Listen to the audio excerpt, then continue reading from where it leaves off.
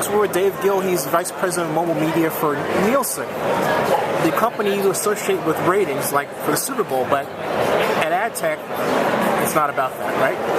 That's right. It is. It's increasingly also about multiple screens, right? So if you look at Nielsen, historically has been known for the television ratings business, the currency business, but we actually have two different sides of the business. We have what people watch and what people buy.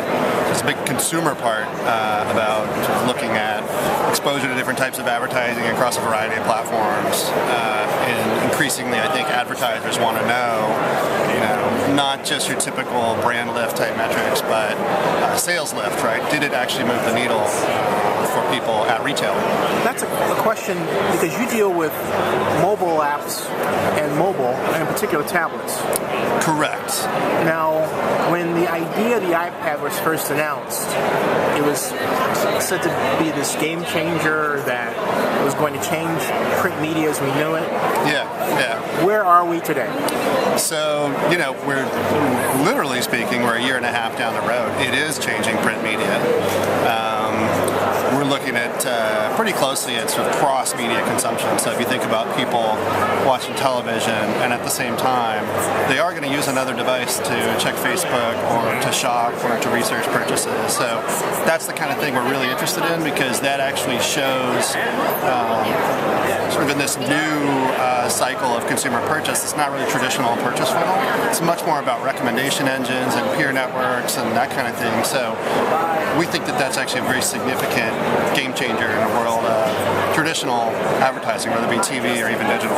Now, pretend I'm a would-be buyer of Nielsen product. What products do you have that I should know about and want to have in my portfolio too? It's a good question. It's because we're at AdTech, we tend to talk a lot about the metrics we have around advertising. So we do track a load of other data. Obviously, my particular role is around audience measurement and ad effectiveness on tablets and on smartphones.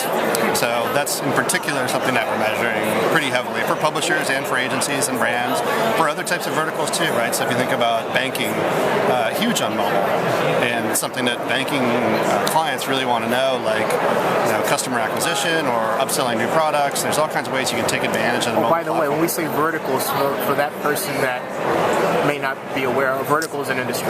Right, yeah, vertical industries. If you think about banking is actually one of the big ones in mobile, but education, healthcare, particularly healthcare is pretty interesting when it comes to tablets. If you think about sort of the network of physicians that could take advantage of client records and be able to have a portable device that's sort of rich media enabled so they can see clients' problems and diagnose issues kind of on the spot. So we think there's a big market there. Curious, how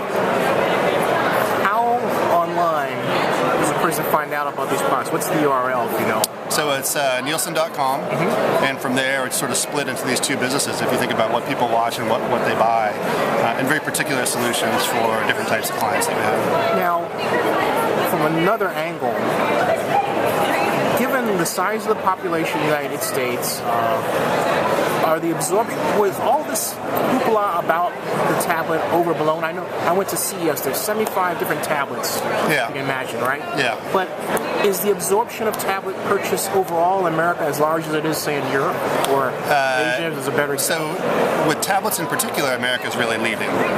And so what we see, it has been early adopter so far, but we actually think that it will probably go the direction of a smartphone where you've got subsidization models that will kick in. So if you think about an MSO like a Cox or a Comcast, able to offer a reasonably inexpensive tablet to their subscriber for an additional fee every month, and guess what? They'll pump through full commercial load video to those devices.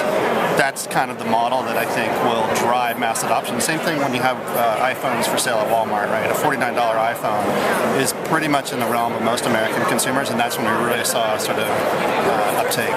Now, I'm curious to get your answer, although I know this isn't exactly your area of expertise, but would it be outlandish to say that a tablet could possibly threaten the movie industry or the theater industry?